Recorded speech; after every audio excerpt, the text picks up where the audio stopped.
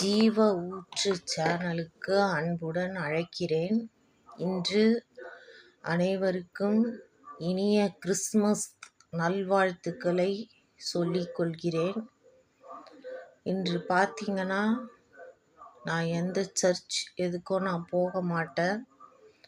எங்கள் வீட்டில் இருக்கிற இயேசு கிறிஸ்துவோட இந்த படத்தில் முதல்ல ஒரு சப்பாத்தி எடுத்து கொண்டு வந்து ஒரு விளக்கை ஏற்றி பொருத்தி வைத்து கொண்டு இருக்கிறேன்.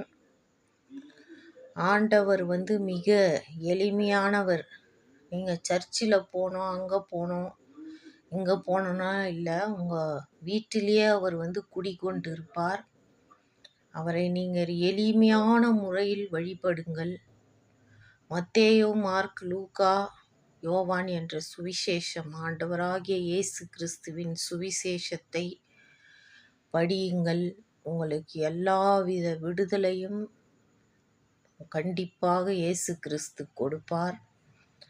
என் சாட்சியம் என்னவென்றால், எனக்கு சில உடல் உபாதைகள், சில தோல்விகள் வந்து கொண்டிருந்தது. அப்பொழுது நான் இயேசு கிறிஸ்துவை ஒரு சண்டை போட்டேன். என் அப்பா என்ற முறையில் அவரிடம் சண்டை போட்டு, நான் சரியாக பைபிள் வாசிக்கவில்லை. சில நேரம் நான் யூடியூப் வீடியோ கூட போடாத இருந்தேன். ஆனால் இன்று கிறிஸ்மஸ் நன்னாளிலே இயேசு கிறிஸ்து அவர் ஒரு பிரகாசமான ஒளியாக எனக்கு காட்சி கொடுத்தார். அதற்கு கீழே சிவபெருமான் இருந்தார். சிவபெருமானை நான் கேட்கும் பொழுது அவர் மேலே பார் அப்படி என்று சொன்னார். மேலே பார்த்த உடனே ஒரு பெரிய பிரகாசம், இவர்தான் நீ தேடிக்கொண்டிருக்கிற இயேசு கிறிஸ்து அப்படி என்று சொன்னார். எனக்கு அது சூரியனைப் போல ஒரு ஒளியாக அவர் தெரிந்தார்.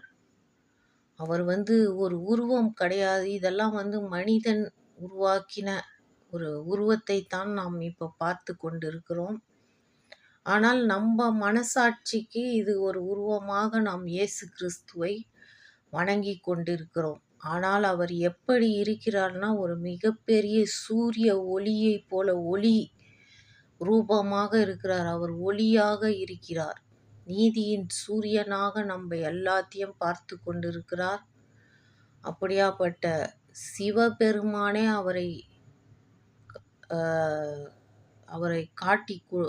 எனக்கு காட்டி கொடுத்தார். அதற்காக மிக நன்றி செலுத்துகிறேன். இயேசுவுக்கே